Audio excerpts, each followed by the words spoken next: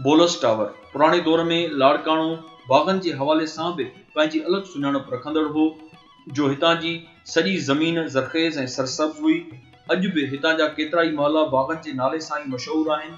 पुरानी सयू बाज़ार ऐं मौजूदा बंदर रोड के भरसां कैनेडी मार्केट के पुठ में भी एक बाग बोलस बाग के नाले सां मशहूर हो, जंहिंमें लाड़काणे जे अंग्रेज़ कलेक्टर A.J. बोलस 1918 धारे पंहिंजे नाले सां बोलस टावर ठारायो। टावर के बिल्कुल मथां कुतुबनुमा तरफ़ रसीदड़ भी लगल आहे।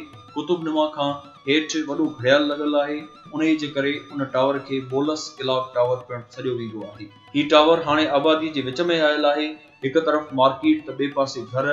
टावर वारो घड़ियाल माज़ीअ खां बीठल आहे। ही टावर पकिन सिरुनि सां मज़बूत ठहियल आहे। जोड़जक के लिहाज़ खां बिल्कुल मथां गुंबज़ नुमा ठहियल अथसि ऐं मथां खां हेठि चौकोर शक्ल ॾिनल आहे। बिल्कुल हेठियों हिस्सो वेकरो ऐं मथे आहिस्ते आहिस्ते सोढ़ो तामीर थियल आहे। विच में हवा के गुज़र ऐं ख़ूबसूरतीअ लाइ ॾियारियूं ऐं नंढा मंग पिणु रखियल आहिनि। कुंडुनि खां सिरुनि जे डिज़ाइन सां सजायल ऐं मजमूई तौर 5 अलग अलग तबक़नि में नज़र ईंदड़ आहे। बोलस बाग त कॾहिं जो फिटी वियो, पर वक्त की दज़ बोलस टावर के अञा लटे नाहे सघी। इंतज़ामिया के बोलस टावर तरफ़ तवज्जो ॾेई उन जे आस पास सफ़ाई सुथराई जो बंदोबस्त कराइण घुर्जे। इन तारीख़ी टावर के 2018 में 100 साल पूरा थिया हुआ। उन मौके ते टावर के हवाले सां के सेमिनार, कॉन्फ्रेंसूं या प्रोग्राम मुनक़िद थियण घुर्जन हा, जेके न थी सघिया। 100 साल क़दीम इन टावर के जेकॾहिं ॾिसबो त ही टावर बिल्कुल भी लावारसन जियां बीठल आहे ऐं ॾींहुं ॾींहुं झुरी ऐं घुरी रहियो आहे।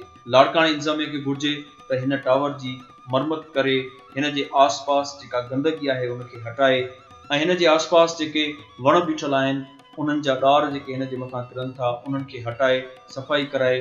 लाड़काणे जो आम नौजवान ऐं आम माण्हू इन बोलस टावर के मुतालिक़ का भी ॼाण नथो रखे।